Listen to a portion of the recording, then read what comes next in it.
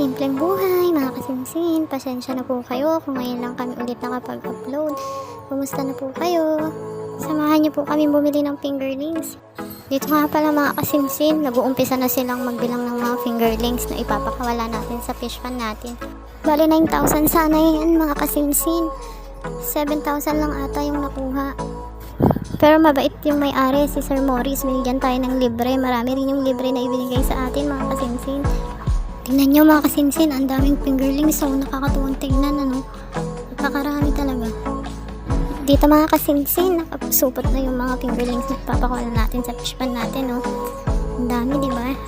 Kung gusto nyo palang bumili ng fingerlings, dito na kayo bumili. High quality pa ang mga fingerlings nila dito. Hito at tilapia. Tara na mga kasinsin, punta na tayo sa fish pan para mapakawalan na natin mga binili natin mga fingerlings. Tara, samahan nyo kami mga kasinsin. Pagmasdan nyo yung paligid mga kasinsin, no? Puro bukay rin ang makikita natin. Ang gandang pamasdan mga kasinsin, di ba? Dito pala mga kasinsin, si Kasinsin Archie, Kasinsin Aldrin at Kasinsin Janjan ang mga nagpakawala ng mga tilapia natin. Ayan, nag-umpisa silang magpakawala ng fingerlings. Samahan nyo kami sa aming journey mga kasinsin. Salamat sa panonood. Sa susunod ulit, simpleng buhay.